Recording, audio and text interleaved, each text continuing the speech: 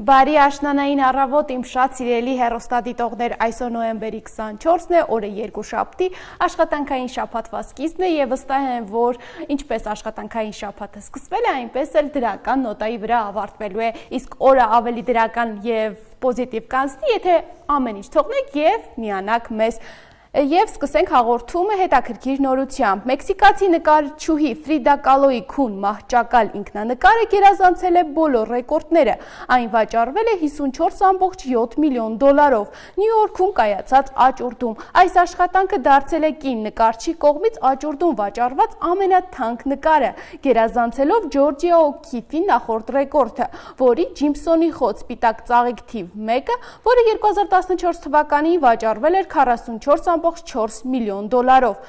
Կալոյի ինքնանկարը վաճառքի է հանվել մասնավոր հավաքորդի կողմից եւ գնահատվել է $40-ից $60 միլիոն աճուրդից առաջ։ Նկարում Կալոն պատկերված է մահճակալին պառկած կախված բաց կապույտ գույնի երկնքի ֆոնին։ Նրա մարմինը ծածկված է կանաչ ոլորապտույտ որդատունկներով, մինչդեռ նրա վերևում բարձրանում է կմախք ձեռքում դինամիտ եւ 4 ծաղիկների փունջ։ Մահճակալը Կալոյի աշխատանքներում տարածված մոտիվ էր, գրեթե մահացու վթարից եւ բազմաթիվ վիրահատություններից հետո։ Նկարչուհին երկար ժամանակ անկողնային վիճակում էր։ Ստեղծագործելը շարունակելու համար նրա ընտանիքը մահճակալի վերևում տեղադրում է մեկ հատ մոլբերտ եւ հայելի, որը թույլ է տալիս Կալոյի նկարել պառկած վիճակում։ Ես մեռած չեմ, ես ապրելու պատճառ ունեմ, այդ պատճառը նկարչությունն է, գրել է նա։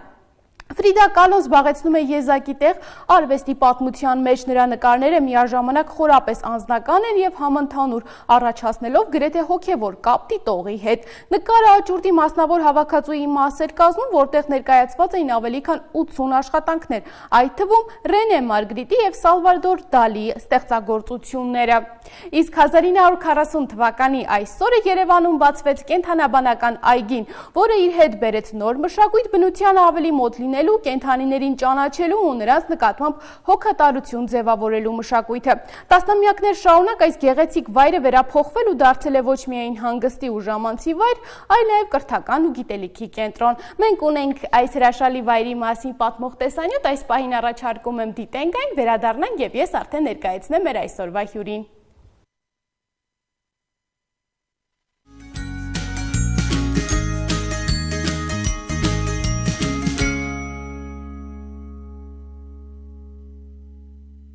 Երևանի կենդանաբանական այգին այն վայրն է, որտեղ յուրաքանչյուր այց վերածվում է արկածի, լի նոր բացահայտումներով, զգացողություններով եւ կենդանի աշխարհի հմայքով։ Այստեղ առաջին իսկ քայլով քեզ դիմավորում է կենդանիների բազմազան ձայնը, իսկ պայծառ արահետները տանում են դեպի մի աշխարհ, որտեղ բնությունը շնչում է իր ամբողջ գեղեցկությամբ։ Այցիդ ընթացքում դու կարող ես հանդիպել փիղ բունկային, հզոր ու խաղաղ գիգանտին։ Բունկան առանձնահատուկ սեր ունի ջրի լոգանքի հանդեպ, իսկ գեղունգների խնամքն ու նուրբ վերաբերմունքը նրան դարձնում են այգու ամենաքնքուշ բնակիչներից մեկը։ Երբ խոսքը գնում է լոգանքի մասին, անհնար է չհիշել գետաձի թայֆունին։ Շոգ օրերին նա մեծ հաճույքով սուզվում է իր թարմեցնող լողավազանում եւ չի մերժում աշխատակիցների համեղ հյուրասիրությունները։ Այգու շուրջը շրջելով հնարավոր է լսել հեռվից եկող առյուծների հզոր մռնչյունը։ Արահետների մյուս կողմում քեզ կընդունեն այգու բորենիները, որոնց վարակիչ ծիծաղը բնության ամենաարտասովոր ձայներից է, ու հաճախ հենց այդ ձայնն է ստիպում կանգնել ու ժպտալ։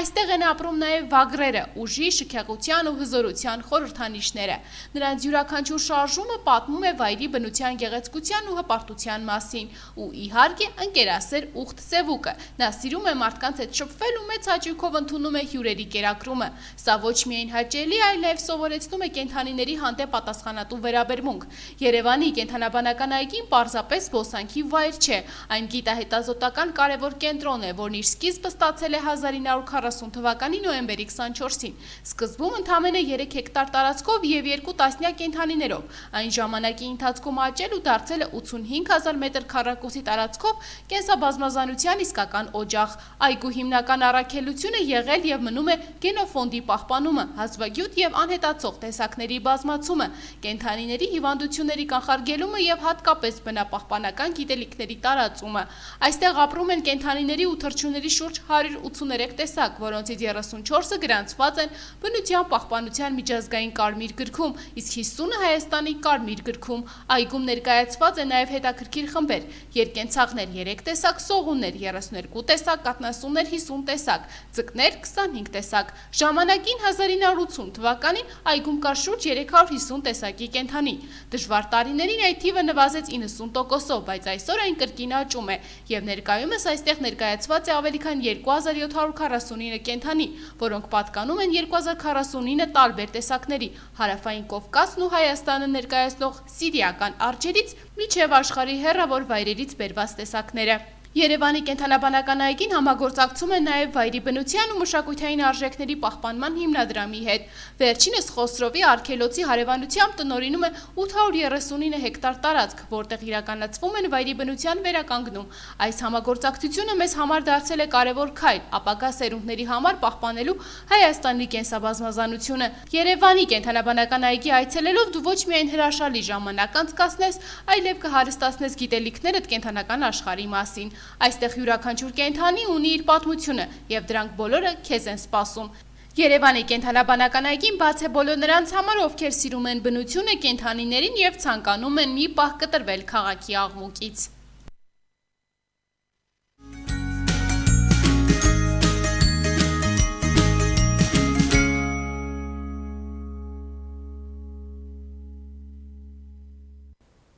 Մենք վերադարձանք հարգելի հեռուստադիտողներ եւ ես արդեն սիրով կներկայացնեմ մեր հյուրին, մինչ այդ ասեմ, որ Հայաստանի Powerlifting-ի հավաքականը նոյեմբերի 13-ից 16-ը մասնակցել է Լեհաստանի Պամպիանիցե քաղաքում կայացած ուժային եռամարտի Եվրոպայի առաջնությանը։ 16 երկրների ավելի քան 400 մարզիկներ պայքարում էին մեր հավաքականը արժանացավ հատուկ մրցանակների, իսկ աղջիկների մրցապայքարում Անգելինա Չոբանյանը գրավեց առաջին հորիզոնականը եւ հենց այդ առիթով նա այսօր մեր տաղավարում է։ Բարև ձեզ։ Բարելիս։ Ոնց ես Անգելինա ջան։ Շատ լավ, շնորհակալ եմ, դուք ինչպե՞ս եք։ Շնորհակալ եմ, շնորհավորում եմ նախ եւ շնորհակալ եմ մեր հրավերը ընդունելու համար։ Շնորհակալ եմ ձեզ շնորհակալ հրավերքի համար։ Եվ շնորհավորում եւ նաեւ շատ շնորհակալ ենք, որ եւս մեկ անգամ Հայաստանի անունը բարձր եք պահել եւ հայկական դրոշը եւս մեկ անգամ բարձրացրել եք եւ մի փոքր այս մրցույթի տպավորությունների մասին խոսենք, ինչպիսի տպավորություններ ստացաք, երբ որ ստացաք առաջին հորիզոնականը եւ սպասելի էր, որ կհաղթեք, թե եղել էին նաեւ ուժեղ մրցակիցներ եւ մի փոքր անհավանական էր հաղթանակը։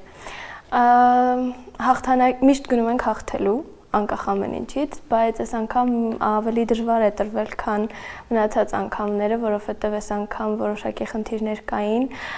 մարզավիճակս այնպիսին չէր, ինչպիսին պիտի լիներ, բայց ռիսկի գնացինք մասնակցելով մրցմանը, բավականին ուժեղ մրցակիցներ կային, չէինք պատկերացնում, որ այդ աստիճանի ուժեղ մրցակիցներ կլինեն, բայց այս մրցումը ապացուցեց, որ որոշել էինք մասնակցել Եվրոպայի առաջնությանը, ոչ թե աշխարհի գավաթին, որը կայանալու է հենց սկսվելու է մի քանի օրից կրկին Լեհաստանում, որոշել էինք մասնակցել Եվրոպայի առաջնությանը, մտածելով, որ ավելի թեթև կլինի մրցապայքարը, քան աշխարհի գավաթին, բայց մեր, այսպես ասած, հույսերը այդ առումով չարդարացան, բայց կարողացանք հասնել նրան, ինչի համար որ գնացել էինք։ Իսկ ինչպիսի դժվարություններ հանդիպեցիք, օրինակ, որոնք էին ամենաուժեղ մրցակիցները, հենց Լեհաստանի ներկայացուցիչները, թե այլ երկրների։ Պիտի ասեմ, որ Լեհաստանը բավականին ուժեղ է այս սպորտաձևում, եւ աղջիկների եւ տղաների մրցապայքարում, հիմնական մրցակիցը այո Լեհեր, բայց կային նաև այլ երկրներից մրցակիցներ, դժվարությունները ավելի շատ երևի ինձ հետ էին կապված, որովհետև սրանից առաջ Վրաստանում կայացած Եվրոպայի գավաթի ընթացքում վնասվածք ստացա, որից լիովին չապաքինվելով, չվերականգնվելով ռիսկի գնացինք մասնակցելու Եվրոպայի առաջնությանը, ու ավելի շատ ոչ թե երևի ֆիզիկական, այլ նաև հոգեբանական այսպես ճնշվածություն կար այն առումով, որ իմ լավագույն մարզավիճակում չէի, բայց կարողացանք հաղթահարել։ Այդ հաղթահարելը ինչպես ստացվեց քեզ մոտ, թե հոգեբանորեն, ովքեր որ աջակցեցին քեզ, որ կարողանաս ամեն ինչ թողնել եւ գնալ դեպի հաղթանակ։ Նախ երբ խոսում ենք աջակցությունից, ուզում եմ առաջին հերթին մեծ շնորհակալություն հայտնել Powerlifting-ի ֆեդերացիային եւ գլխավորությամբ ֆեդերացիայի նախագահ Գագիկ Սարոյանի, որովհետեւ ի սկզբանե հենց վնասվածքի պահից սկսած խոսակցությունները եղել են այնպիսին, որ չպիտի ֆիքսվել սրա վրա ու անդադար ստացել եմ աջակցությունը, նույնիսկ այնտեղ չեմ կարող նկարագրել, անդադար իմ կողքին է եղել, անդադար նույնիսկ չեն թողել ես նայեմ աղոսակին, որպեսզի մրցակիցների կիլոգրամներից ու մնացածից ավելորդ ճնշվածություն չունենամ հոգեբանական, բայց եղել եմ բավականին լավ պատրաստված, էլի եմ ասում հոգեբանորեն, ուղղակի այդ պահին դու էմոցիաները այնպիսին են, որ դու ինչքան էլ պատրաստված լինես, դու չես կարող լիարժեք այդ ամենը լիարժեք ոնց որ հաղթահարել հոգեբանական տեսանկյունից։ Դրա համար երբեմն խնդիրներ մարզիկի երևի առաջնային ու ամենամեծ խնդիրը հենց հոգեբանորեն պատրաստված լինելն է, հենց հոգեբանական խնդիրն է, ու կարծում եմ, որ կամաց-կամաց նաև այդ առումով ենք կոփվում։ Բացի քեզանից այլ մասնակիցներ նույնպես կան, իսկ ինչպես ես գնահատում մեր ընդհանուր հավաքականի հանդես գալը Եվրոպայի առաջնությանը։ Հավաքականը 16 երկրների մեջ եղել է առաջինը։ Մենք 20-ից ավել մեդալներ ենք ունեցել, որոնցից 19 ոսկե մեդալներ են եղել։ Ընդ որում մենք ունեցել ենք այնպիսի արդյունքներ, որոնք շատ զարմացրել են տեղի մարզիկներին ու ամբողջ կազմակերպչական թիմին, որովհետև մենք ունենք մարզիկ, ով իր անձնական քաշի համեմատ այնպիսի քաշեր բարձրացրեց, որ նույնիսկ բացարձակ հաշվարկում բոլոր հնարավոր տիտղոսները նվաճած հետ ենք վերադարձել, հավաքականը բավականին պատրաստված էր, բավականին ուժեղ, ունեցել ենք, ել եմ ասում, բավականին շատ ոսկե մեդալներ ու առաջինը լինելը երկրների շարքում, կարծում եմ դա ամեն ինչ ասում է եւ հավաքականը ասեմ, որ ամբողջ փայլով եւ ամբողջ կազմով չէր ներկայանում Եվրոպայի առաջնությանը, որովհետեւ ինչպես նշեցի, մի քանի օրից ընդամենը 3 օրից, ամսի 26-ից մեկնարկում է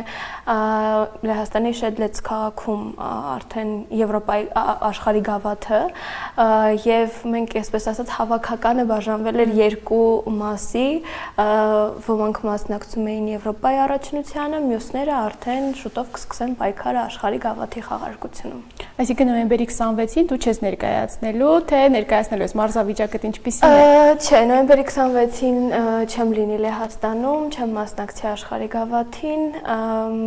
մարզիկի համար շատ դժվար է նույնիսկ 2-3 ամիս հետո մասնակցել մրցման, որովհետև ինչքան էլ օրինակ մարդկանց թվում է, որ դե իրենք բարձրացնում են իրենց մարզումների քաշերը, այն քաշերը, որոնք մարզումներին միշտ բարձրացրել են ու դա իրենց համար պիտի սովորական լինի, բայց մրցման ժամանակ ստրեսը ամբողջովին այլ է ու օրգանիզմը, այսպես ասած, պատրաստվում է մրցմանը ու երբ որ մրցումը ավարտվում է, օրգանիզմը մտնում է հանգստի շրջան ու դու չես կարող եւս մեկ անգամ ընդամենը 10 օր հետո օրգանիզմին ստիպել, որ նորից մտնի մրցումային այդ ստրեսի ու այդ ցիկլի մեջ։ Դրա համար լավագույն արդյունքներ ունենալու ու նոր վնասվածքներ չունենալու համար որոշեցինք այսպես հավաքականը բաժանել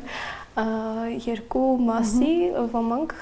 շուտով հուսանք հաղթանակներով կվերադառնան, ես վստահ եմ, որ հաղթանակներով կվերադառնան։ Իսկ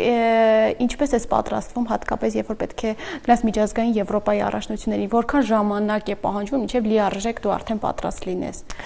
Շատ ինդիվիդուալ է, կախված է դրանից առաջ օրինակ ինչ մրցումներ են եղել, կախված է ինչ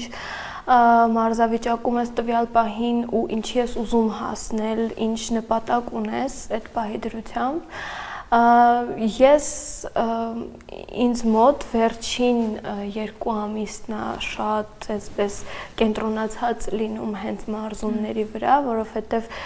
բացի դրանից նաև աշխատանք, ուսում, իսկ այդ ընթացքում իմ մոտ ոնց որ ամեն ինչ բղվում է երկրորդ պլան, այդ 2 ամիսը մինչև մրցումը, երևի մրցումից մի քանի շաբաթ, 2-3 շաբաթ առաջ օրինակ իմ մոտ այսպես է, ես այսպես պարփակվում եմ կոնկրետ իմ մեջ, որովհետև ինձ սկսում է նյարդայնացնել ամեն ինչ, որովհետև ես չգիտեմ անընդհատ մտքով դեպի այդ մրցումներն ես անընդհատ մտածում ես ինչ կլինի, ոնց կլինի, շատ հաճախ օրինակ մարզիկները դրա մասին չեն խոսում, բայց ես այսպես որդեգրել եմ քաղաքականություն խոսելու մարզիկի հոգեբանական նաև վիճակից ու այն ամենից, թե ինչ է կատարվում մինչև մրցումներին մասնակցելը, որովհետև մենք շատ հաճախ, օրինակ, երբ որ մարզիկը հաջողություն է ունենում, մենք շատ խոսում ենք դրա մասին, մենք շատ բարձրաձայնում ենք ու երբ որ անհաջողություն է լինում, քննադատությունների ալիք է գնում դեպի այդ մարզիկը ու հատկապես երբ որ ինքը հաղթող մարզիկ է լինում ու երբեք ոչ մեկ այսպես ասած չի մտնում, չի խորանում այդ ամենի մեջ, այդ եւ հոգեբանական եւ դրանից առաջ եղած խնդիրների, որովհետեւ մարզիկներից շատերը ես ոնց որ լինելով այդ ամենի մեջ ու ճանաչելով մարզիկներին գիտեմ, որ շատերը խոսել չեն սիրում դրա մասին, իսկ ես ուզում եմ գոնե մի քիչ խոսել ու մի քիչ որպեսզի մարդիկ պատկերացում կազմեն, դու կարող ես շատ լավ մարզավիճակում լինես, շատ լավ մարզավիճակում լինես, բայց այդ պահին անսպասելի կարող է այդ օրը քո օրը չի, կարող է, չգիտեմ, տրամադրությունը, չգիտեմ, նախաճաշը այդ օրվա կամ ամեն ինչը կարող է ազդի մարզիկի վրա, որովհետև առաջին հերթին, ելի եմ ասում, կարևորը մարզիկի հոգեբանությունն է։ Երբ որ խոսում ենք մարզիկի հոգեբանությունից, պարտադիր չէ, որ լինես սպորտում, յուրաքանչյուր ոլորտում լինելով, թեկուզ երգի։ Ասում են, եթե ինչ խնդիր էլ որ ունենաս, պետք է այդ պահին լիովին մոռանաս խնդիրների մասին եւ քո ելույթի վրա կենտրոնանաս։ Դու այդպես փորձում ես անել, որ եթե ինչ-որ անհանգստացնող հանգամանք էլ կա, մի փոքր մոռանաս դրա մասին։ Իրականում չի կարող չազդել, բայց երբ բարձրանում եմ արդեն մրցահարթակ, ես դա սովորել եմ շատ լավ ընկերներից մեկից, սովորել եմ, գողացել եմ ճակերտավոր ասած, երբ բարձրանում ես հարթակ, երբ ծանրացող կա, ես չգիտեմ մնացած մարտական օրինակ սպորտաձևերում ինչպես է, բայց երբ բարձրանում ես հարթակ, ինձ համար ամենայն դեպս ամեն ինչ վերանում եմ, ես իմ ուղեղը այդ պահին ամեն բան մոռանում է ու ունակ չի լինում մտածելու, միտքը ու խոսակցությունը ծանրաձողի հետ, որ միայն ծանրաձողն է երևում ու միտքը միայն մեկն է պետք է անենք, տարբերակ չկա ոնց ինչի համար, ոնց հասանք այս կետին կամ հետո ինչա լինելու, այս պահին առաջադրանքը կատարել բարձրացնել ծանրաձողը, ուրեմն այս պահին դա պիտի արվի։ Մոռանում ես վերանում ամեն ինչ, բայց եթե հանկարծ ինչ-որ պահի շեղվեց, միտքը կարող է ինչ-որ մի բան այնպես չգնա։ Իսկ Անգելիա ջան, երբ որ մասնակցում եք բազմաթիվ մրցույթների, եք մասնակցել, հատկապես ուժային եռամարտում, ինչ եք նկատում, որքանով է մեր հավաքականը պատրաստ եւ հատկապես երբ որ այլ մարզիկների հետ եք մրցում, որքանով է մեր մակարդակը այս սպորտաձևում բարձր եւ ինչ ունենք նաեւ դրանցից սովորելու, այլ ավելի զարգացնելու համար։ Տեսեք, մեր սպորտաձևը ունի մի շատ մեծ խնդիր։ Մեր սպորտաձևում, եթե մնացած բոլոր սպորտաձևերում դոպինգ կոնտրոլը բավականին այսպես բարձր մակարդակի վրա եւ ուժեղ է, մեր սպորտաձևում եւս, բայց մենք ունենք երկու տարբեր կատեգորիաներ։ Մարդիկ, ովքեր կարող են օգտագործել դոպինգ եւ մրցել իրար դեմ եւ մարդիկ, ովքեր չեն օգտագործում եւ նրանք էլ մրցում են իրար դեմ։ Վերջին շրջանում կա այսպիսի տենդենց այդ խմբերը միացնելու իրար, ինչը անարդար է, բայց հաշվի առնելով այս ամենը ու ուզում եմ նշել, որ Հայաստանում եւ Հայաստանի Powerlifting-ի ֆեդերացիան ինքը քարոզում է մաքուր սպորտը առանց հավելումների, առանց դոպինգի, ու նաև համագործակցում է հակադոպինգային գործակալության հետ։ Եվ հաշվի առնելով են փաստը, որ մեր մարզիկները չեն օգտագործում ոչինչ ու մենք մրցում ենք մաքուր, այսպես ասած, մենք ունենք բավականին բարձր արդյունքներ, Հայաստանի հավաքականից եւ Հայաստանի մարզիկներից ճակերտավոր ասված վախենում են այլ մրցակիցները, որովհետեւ երբ տեսնում են օրինակ նախնական, ցուցակի մեջ երբ հայի են տեսնում, սկսում են միանգամից ման գալ տեսնել ով է, ինչ արդյունքներ ունի, ինչ կարող է անել, դա վստահաբար զգացել ենք, անկախ նրանից, դա կլինի մարդ, ով դոպինգ օգտագործել է եւ վստահ է, որ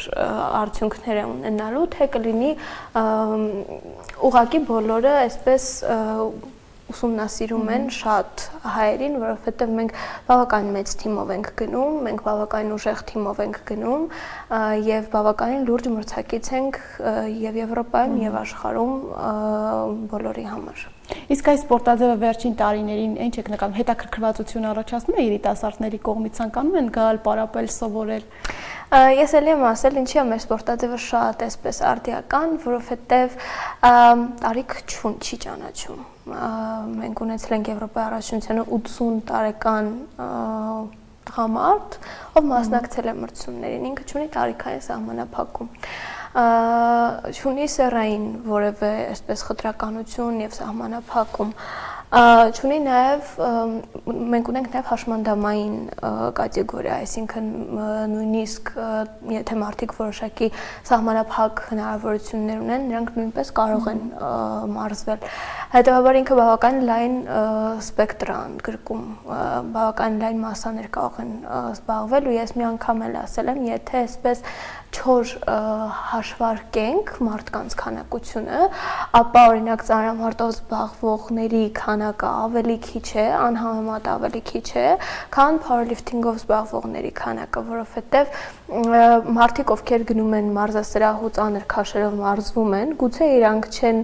ֆիքսվում եւ պրոֆեսիոնալ չեն մտնում այդ սպորտաձևի մեջ ու չեն գնում մրցումների, բայց իրանք ստացվում է, որ ակամայից զբաղվում են powerlifting-ով։ Նրանք, ովքեր ծանր այդ վարժությունները օրինակ կատարում են։ Հետևաբար քանակությունը մարդկանց բավականին շատ է։ Ու միակ խնդիրը այստեղ կանում է նրանում, որ սպորտաձևը ոչ օլիմպիական է, իսկ աշխարհում եւ հատկապես Հայաստանում բավականին մեծ այսպես ուշադրությունը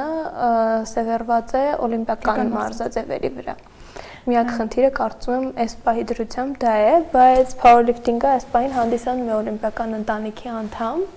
եւ հույս ունենք, որ ինչ որ մի օր գուցե եւ powerlifting-ն էլ ընդգրկվի օլիմպիական խաղերի ցանկում։ Իսկ քեզ տեսնելով ինչ ես նկատում, շատ աղջիկներ նույնպես հետաքրքրվել են եւ աղջիկների հետաքրքրվածությունը նկատում ես տղաների հանդեպ մեծացել է, նրանք ավելի շատ են ուզում սովորել։ Տղաները անհամեմատ շատ են, բայց աղջիկներ եւս ունենք բավական ուժեղ աղջիկներ Հայաստանում, ուղղակի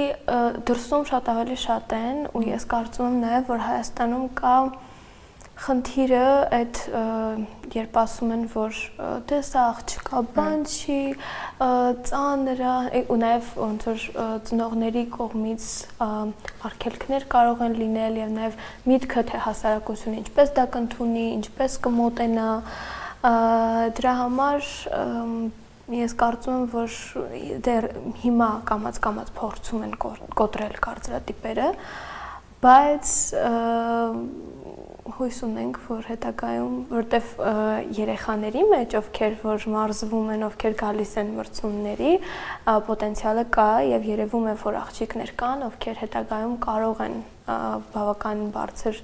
տեղեր գրավել, այս ամենում միակ խնդիրը այն է, որ պիտի շարունակեն եւ պիտի շարունակեն առանց վնասվածքների, եթե հնարավոր է։ Իսկ ինչ ես հասկանում, ինչու են աղջիկները հատկապես հետաքրքրված այս սպորտաձևով, ինչի է նրանց համար գրավիչ այս սպորտաձևը։ Միշտ ասում են, չէ, որ տղամարդկանց են այսպես ուժեղ սեռի այսպես անվանումը տղամարդկանցն է, ու կանայք միշտ փորձում են այսպես հակառակվել դրան երևի ես կարծում եմ նաև այդ նշանակություն ունի որ կանայք փորձում են ցույց տալ ու ապացուցել որ ոչ կանայք էլ ուժեղ են կանայք էլ կարող են ու նաև ես կարծում եմ որ շատ աղջիկների համար օրինակ մենք ես միշտ օրինակ զուգահեռներ տանում եմ ծանրամարտի հետ որովհետև մեզ ամենամոտ սպորտաձևը հենց ծանրամարտն է մենք հրաշալի կին ծանոթներ ունենք որոնք նաև օրինակ են եղել ու մարդիկ ովքեր որ օրինակ ես որ չենք կարողացել այսինքն մեր ժամանակն անցել է ծանրամարտով զբաղվելու փոքր տարիքից չենք զբաղվել ու հույս չկա որ այդ սպորտաձևում հնարավոր է ունենանք մեծ հաջողություններ, փորձում ենք գտնել այլ տարբերակներ, ալտերնատիվ տարբերակներ, մեր ցանկությունները իմ դեպքում երազանքը իրականացնելու համար։ Դու բացի մարզիկ լինելուց նաև մարզիչ ես, հանրապետական մրցավար, որ տարիքի երեխաների հետ ես հիմնականում աշխատում որպես մարզիչ։ Սկսել եմ, նոր եմ սկսել փորձով փոխանակվել, ես այդքան շատ չեմ սիրում մարզիչ ասել է, որովհետև ինձ շատ օգնում է ու իմ կողքին է շատ իմ անձնական մարզիչը Վլադո Զախարյան, իրենից եմ շատ բան սովորում, ես ավելի շատ աշխատում եմ փորձով փոխանակվել երեխաների ու հատկապես աղջիկների հետ ու շատ ես այսպես մեր մարզասրահում կարծես օրինակն ու մոտիվացիան եմ աղջիկների համար որ տեսեք եթե ինքը կարողանում է եթե ինքը իսկ կարող է դուք էլ փորձեք իսկ կարող է եկեք սկսենք ու երբ որ իմանում են որ օրինակ աղջիկ եկել է գնացել է Եվրոպայի առաջնություն հաղթած հետ է եկել որ մարդիկ ովքեր որ ունեն իրանց մեջ այդ ամբիցիաները այդ բնավորությունը ունեն իրենք կցանկանան ու կուզենան մասնակցել ու այդպես սկսում ենք մարզվել չնայած իմ դեպքում օրինակ շատ համոզելով ա եղել սկիզբը բայց իրական դժվար է դրա համար ես չեմ համոզում բայց ցույց եմ տալիս որ կարելի է նաև այսպես ինձ համոզել են որովհետև ես ունեցել եմ արդյունքներ բայց չեմ գնացել մրցումների ու ինձ համար երազանք ա եղել Էլի եմ նշել, որ երազանք ա եղել Եվրոպայի չեմպիոն լինելը ու ինձ սկսել են համոզել, որ դու չես հասկանում, որ դու այդ արդյունքներով հնարավորություն ունես մեդալներ նվաճելու, բայց ես քանի որ հասկանում եմ իր դժվարությունը, բարդությունը, այն ֆիզիկական ցավը ու հոգեբանական նաև եթե ունես տրավմաներ Իրան դժվար է բավականին, ոնց որ սպորտի մեջ բավականին դժվար է դրա համար ովքեր որ իրոք ուզում են, իրենք իրոք տեսնելով գալիս են ու փորձում են մարզվել, իսկ ովքեր չէ, դու ուղղակի չես կարող իրենց համոզել կամ ստիպել։ Այ հաղորդման սկզբում ինչպես նշեցիր, հաղթող մարդիկը երբ որ պարտություն է կրում, միանգամից առաջանում են քննադատություններ եւ վատ մեկնաբանություններ, բայց երբ որ սկսնակ մարզիկներ են եւ գնում են ինչ-որ մրցույթի մասնակցելով, պարտվում են, սկսնակների մոտ հոգեբանորեն ճնշվածություն է լինում եւ լինում է որ թողնում են սպորտ, այ որպես խորհրդատու, ինչպես է աղջիկների հետ հատկապես, ինչ խորհուրդներով ես նրանց հետ կիսվում, որ չընկճվեն, էլ ավելի առաջ գնան։ Տեսեք, քանի որ առաջին մրցումները հիմնականում դրանք լինում են Հայաստանի առաջնությունները, իսկ մենք Հայաստանի առաջնությունում աղջիկների բավականին մեծ քանակ չունենք, այստեղ այդ ընկճվածության հարցը չի լինում ինչի, որովհետև հիմնականում երբ մասնակցում են աղջիկները իրենք բավականին բարձր տեղեր են զբաղեցնում, այսինքն Հայաստանի առաջնություններում որպես այդպիսին պարտություններ չի լինում։ Դու Եվրոպայի առաջնություն գնալու համար պիտի առնվազն 2-3 տեղական մրցման մասնակցես եւ պիտի լինես հաղթող, որ հնարավորություն ստանաս գնալու Եվրոպայի առաջնության օրինակ։ Դրա համար կոփվում են, այսպես ասած, Հայաստանի առաջնություններում եւ խորհուրդը մեկն է առանց պարտությունների, մինչև դու չիմանաս ինչ է նշանակում պարտվել, մինչև դու չիմանաս ինչպես են արժանապատվորեն ընդունում պարտությունը առանց որևէ մեկի մեղադրելու եւ ընդունելու, որ խնդիրը այս պահին, չգիտեմ, սեփական մարզավիճակի, սեփական հոգեվիճակի ու այսպիսի մի սովորություն, այսպես ասած, կա նաեւ մարզիկների մեջ, որ հաղթած թե պարտված, իհարկե պարտություն շատ ավելի երկար այսպես հետք է թողնում, բայց մրցումն ավարտվեց, մոռացանք, շատ լավ էր էմոցիաները, որոնք ապրեցինք, կամ վատ էր պարտության դեպքում, բայց մրցումն ավարտվել է։ Պիտի դրանից քաղել դասեր, եթե կան քաղելու դասեր, պիտի վայելել փառքը, եթե հասել ես փառքի, ու անցնել առաջ, շատ արագ, վերադառնալ, ընկալել ու անցնել առաջ, մի քիչ հանգստանալ, վերադառնալ մարզումներին արդեն այնպես, ինչպես ի սկզբանե մինչև մրցմանը գնալն էր, այսինքն մրցումը ավարտվեց, վերջ մոռացանք մրցման մասին, հաղթեցինք շատ լավ է, պարտվեցինք, պիտի դրանից դասեր քաղել, պիտի չֆիքսվել պարտությունների վրա ու մինչև չիմանաս ինչ է նշանակում պարտվել, երբեք հաղթանակը այդքան հաղթանակի բերկրանքը այդքան մեծ կարևոր ու քաղցր չլինի, ինչքան որ լինում է։ Ամենակարևոր խորհուրդը հենց դա էր ու ինչպես նշեցիր Անգելինա ջան, ամսի 26-ին 2 օրից նոր մրցույթ է լինելու, որին չես մասնակցելու, բայց որպես մարզիչ մասնակցելու ես, օգնելու ես, աջակցելու ես, գնալու ես նրանց հետ։ Չէ, Լեհաստան չեմ մեկնելու, որովհետև հավաքականի մարզիչները այնտեղ են, ես հավաքականի մարզիչների ցանկում, այսպես ասած, չկամ։ Հավաքականի մարզիչները այնտեղ են, այս մրցումներին եթե չեմ սխալվում, նեւ աղջիկներ չկան այս անգամ, եթե ես չեմ սխալվում, հիմնականում փորձառու մարզիկներ են, որոնց կողքին է ֆեդերացիայի մարզչական կազմը ու նախագահ ֆեդերացիայի Գագիկ Սարոյանը, նրանով պայմանավորված կարիքը չկա իմ այնտեղ լինելու, բայց դեկտեմբերի 13-ին եւ 14-ին Հայաստանի առաջնությունն է կանալու, որին ես չեմ մասնակցի արդեն, Հայաստանի առաջնությանը կմասնակցեմ որպես մրցավար, ոչ մարզիչ, որպես մրցավար, եւ կարծում եմ, որ այս առաջնությունը բավականին հետաքրքիր է լինելու, որովհետեւ բավականին նոր մարզիկներ կան, նոր աղջիկներ կան, ովքեր պիտի հարթակ դուրս գան ու ես այդ առումով բավականին ուրախ եմ, շատերի հետ խոսում ենք, շատերի հարցեր են տալիս, մարդիկ փորձում են հասկանալ ես մասնակցելու եմ թե ոչ, բայց այս անգամ որոշեցի, որ պիտի հանգստանալ, որովհետև իրոք անհնար է, ես վերջին այս մեկ տարվա ընթացքում 3-4 Եվրոպայի առաջնության մասնակցել եմ մարտին, հունիսին, օգոստոսին ու նոյեմբերին, տեսնում եք արանքում 2-3 ամիսների ընդամենը ժամանակ է, ժամանակ չկա վերականգնվելու համար, դրա համար որոշեցի, որ այս տարի կհանգստանանք։ Իսկ այս տարի որտեղ է տեղի ունենալու Հայաստանի առաջնությունը։ Այս տարի Հայաստանի առաջնությունը Երևանում է լինելու, լրացուցիչ արդեն հստակ տեղի հետ կապված կխոսվի, դեռևս հստակ բարձ չէ որտեղ կլինի, բայց օրերը հստակ են, քաշային կարգերը հստակ են, վարժությունները հստակ են, այս անգամ ունենալու ենք եռամարտ, այսինքն 3 վարժություններ, որոնց արդյունքում պիտի ընդհանուր հաշվարկով հաղթանակներ լինեն եւ ունենալու ենք բիցեպսի մրցապայքար, սա նոր ձև է, փորձում ենք, դրսում ենք տեսել առաջին անգամ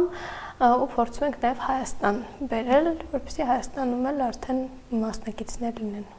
Իսկ ինչ կանխատեսումներ ունես եւ ինչ արդյունքներ ես ակնկալում, որ մենք կունենանք այս մրցույթին, որ պետք է կայանա դեկտեմբեր ամսին։ Կարծում եմ, որ բավականին հետաքրքիր է լինելու, որովհետեւ քիչ առաջ նշեցի, որ նոր մարզիկներ են լինելու, նոր մարզիկներ կան, որոնց ես գիտեմ, որ մասնակցելու են, Կարծում եմ բավական հետաքրքիր պայքար է լինելու եւ հետաքրքիր լինելու ինչ առումով ես կարծում եմ, որ այն մասնակիցները, ովքեր կան հավաքականի կազմում եւ վերադարձել են Եվրոպայի եւ աշխարհի առաջնությունից, որը կկայանա ու իրենք կվերադառնան, ես կարծում եմ, որ իրենք չեն մասնակցի Հայաստանի առաջնությանը, կրկին վերականգնվելով պայմանավորված, ու ինչի է հետաքրքիր լինելու, որ արդեն տեղ է բացվել մյուս մասնակիցներին պայքարելու, ինչի, որովհետև մարզիկները, ովքեր գնում են Եվրոպայի առաջնությունների, իրենք անհամեմատ բարձր կիլոգրամներ են բարձրացնում ու իրենք, այսպես ասած, ոսկե մեդալի հույս չեն թողնում իրենց քաշային կարգում մյուս մարզիկների համար, իսկ հիմա քանի որ իրենք չեն մասնակցելու, ես այդպես եմ կարծում համենայն դեպս վստահ չեմ, քանի որ չեն մասնակցելու մարզիկներ կան, ովքեր որ ու ինչպես նշեցիք, իրենք ավելի կողոքեվորվեն այդ մեդալներից ու հուսանք, որ հետագայում ավելի բարձր արդյունքներ կունենանք ու ուզում եմ նշել, որ նաև զորամասերում մարզիկները մասնակցում են, տղաները մարզվում են ու մասնակցում են շատ հաճախ Հայաստանի պաուերլիֆտինգի հավաքականը մրցումներ անցկացնում են նաև զորամասերում, որպեսզի հնարավորություն ունենան մրցումներին մասնակցելու զինծառայողները ու այդտեղ էլ բավականին մեծ ու լուրջ արդյունքներ ունենք։ Մենք անցած տարի զորամասում ունեցանք Հայաստանի առաջնություն, որտեղ զինծառայողներից մեկը ռեկորդներ սահմանեց։ Այս տարի հասկացանք, որ այլևս քեզ չենք տեսնի բեմ հարթակի վրա, իսկ հաջորդ տարվա համար արդեն կա ծրագրեր, նոր մրցումներ, որ նախատեսվում է։ Մտածում եմ իրականում քաշային կարգի փոփոխության մասին։ Առաջին հերթին դա պիտի փորձենք հասկանալ, պիտի վերականգնվենք վնասվածքից, վնասվածքով մասնակցել եմ մրցումներին ու սենց շատ փորձել եմ ուշադրություն չդարձնել վնասվածքին, բայց վերջին մրցումը ցույց տվեց, որ ինքը խանգարում է այսպես թե այնպես ու պիտի ուշադրություն դարձնել ու պիտի բուժել վնասվածքը, որպեսզի վերադառնալ ավելի ուժեղ, որովհետև այսպես ուժեղանալ այլևս հնարավոր չի։ Պիտի վնասվածքը բուժենք մյուս տարվա համար ու ես կարծում եմ մյուս տարի երևի թե շատ ուզում եմ, երևի շատ երկար կպատրաստվեմ աշխարհի առաջնությանը, դեռևս պարզ չի, որ վարկածով աշխարհի առաջնությանը կգնանք, դա արդեն կորոշի ֆեդերացիայի նախագահը, բայց մյուս տարվա համար նպատակը աշխարհի առաջնությունն է, քանի որ այս տարի բաց թողեցի, մյուս տարի կարծում եմ երկար կպատրաստվեմ ու երբ վստահ կլինեմ եւ մարզավիճակից վրա եւ ֆիզիկական կարողություններից վրա կմասնակցենք աշխարհի առաջնությանը։ Շնորհակալ եմ շատ Անգելինա ջան, հրավերը ընդունելու համար, քեզ մաղթում եմ նորանոր հաղթանակներ, հաջողություններ եւ արագ վերականգնվես եւ վերադառնաս արդեն քո մրցումների։ Շնորհակալ եմ։ Սիրելի հեռուստադիտողներ, հիշեցնեմ, որ այսօր զրուցում ենք պաուերլիֆտինգի Եվրոպայի եռակի չեմպիոն, Հայաստանի բազմակի չեմպիոն, հանրապետական մրցավար Անգելինա Չոբանյանի հետ։ Այս պահին առաջարկում եմ դիտենք տեսահոլովակ, վերադառնանք եւ շարունակենք հաղորդումը։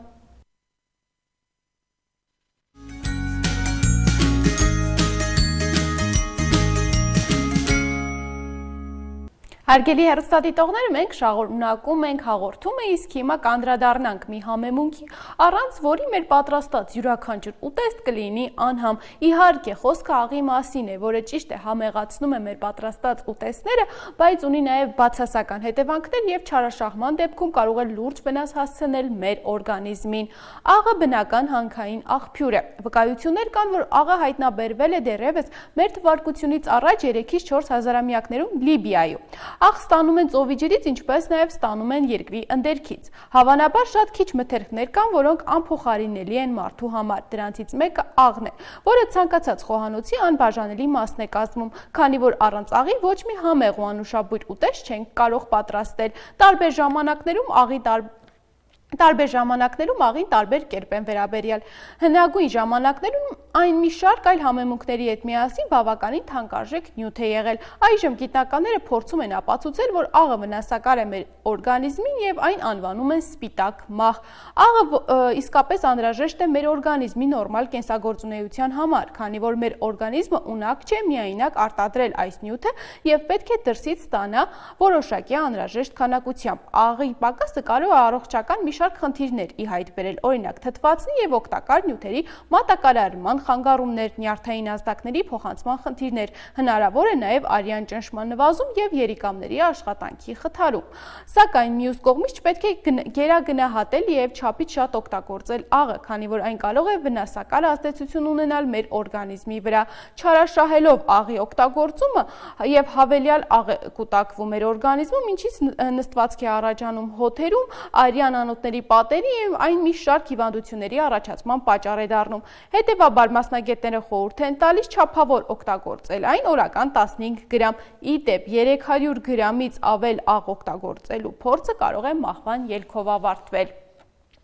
Իսկ հիմա հարգելի հեռուստադիտողներ, առաջարկում եմ ծանոթանանք աշխարհի ամենամեծ եւ ամենաբազմաբնակ կղզային պետության հետ՝ Ինդոնեզիայի։ Այն ձգվում է Հնդկական եւ Խաղաղ օվկիանոսների միջև, միավորելով մոտ 17800 կղզի։ Կղզու մասին ավելի մանրամասն եւ հետաքրքիր ինֆորմացիաներ կիմանանք դիտելով պատրաստված տեսանյութը։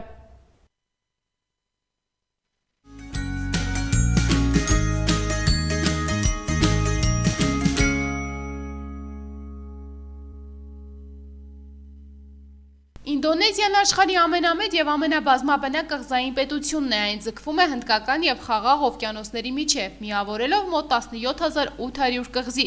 Պետության տարածքը գերազանցում է 1.9 միլիոն կիլոմետր քառակուսին, իսկ բնակչությունը 261 միլիոն է, ինչը նրան դարձնում է աշխարհի 4-րդ ամենաբնակ երկիրը։ Այստեղ ապրում է աշխարհի ամենամեծ մուսուլմանական բնակչության շուրջ 86%-ը, սակայն այս հսկա բազմազանության մեջ առանձնանում է Բալին իր յուրահատուկ հոգևորությամբ։ Եթե ամբողջ Ինդոնեզիայում գերակշռում է իսլամը, ապա Բալին իրական կրոնական ու մշակութային բացառություն է։ Կղզու բնակչության շուրջ 90%-ը հինդուիստներ են, սա Բալիին տալիս է յուրօրինակ մթնոլորտ, որտեղ տաճարները, ծեսերը եւ ամենօրյա կյանքը լի են հազարամյակների ավանդույթներով։ Ինդոնեզիան համարվում է ամենաէժան երկրներից մեկը այցելուների համար։ Ինդոնեզիան գտնվում է Խաղաղ օվկիանոսյան կրակի օղակի վրա, որի պատճառով երկրում կա ավելի քան 150 ակտիվ հրաբուխ։ Դրանց թվում են աշխարհի ամենահայտնի ու վտանգավոր հրաբուխներից մի քանիսը, որից մեկի Կրակատաունի 1883 թվականի ժայթքումը պատմության ամենաուժեղներից մեկն էր։ Ինդոնեզիան ողողվում է երկու օվկիանոսներով, իսկ ջրային տարածքը հասնում է 7.9 միլիոն կիլոմետր քառակուսու, ինչը դարձնում է այն աշխարհի ամենամեծ ծովային պետություններից մեկը։ Ինդոնեզիան ունի աշխարհի ամենահարուստ ֆաունաներից մեկը։ Այստեղ բնակվում են 515 տեսակ կաթնասուններ, 1531 տեսակ թռչուններ, 600 տեսակ սողուններ, 270-ից ավելի երկենցաղներ։ Էնդեմիկ տեսակների քանակը պարզապես զարմանալի է։ Կաթնասունների 39%-ը, թռչունների 36% հանդիպում են միայն Ինդոնեզիայում։ Առավել հայտնի կենդանիներից են օրանգուտանը, Սումատրայի վագրը, տոնկյան, մակականը։ Ցավոք բազմաթիվ տեսակներ գտնվում են անհետացման եզրին։ Ինդոնեզիան եղել է կարևոր առևտրային կենտրոն արդեն 7-րդ դարից, երբ այստեղ էին հզոր թագավորությունները։ Հնդկական, չինական եւ տեղական մշակույթների միահյուսումը ձևավորել է երկրի ինքնատիպ հոգեվոր եւ մշակութային դեմքը։ Օտարներգործությունը հատկապես եվրոպացիների կողմից կապված է հարուստ բնական պաշարների, նավթի, գազի, նիկելի, անագի եւ այլ օգտակար հանածոների շահագործման հետ։ Ինդոնեզիան հազարավոր կղզիների շղթա է, որտեղ միահյուսված են հնագույն մշակույթներ, ակտիվ հրաբուխներ, անտառներ, վտանգված կենդանիներ եւ դրախտային լողափեր։ Այն մի երկիր է, որտեղ ամեն քայլափոխի պատմություն կա, ինչպես երկրաբանական, այնպես էլ մարդկային, մշակույթների խաչմեր ու կրոնների բազմաձևություն, բնության անսահման հարստություն եւ հնագույն արմատներով ձևավորված ազգային ինքնություն։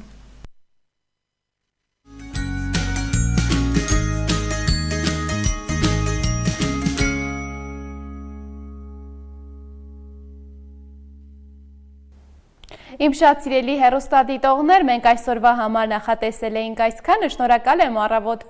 առավոտը մեզ հետ կիսելու համար, իսկ ձեզ մաղթում եմ հաճելի աշխատանքային օրվա շարունակություն, իսկ մենք կհանդիպենք վաղը։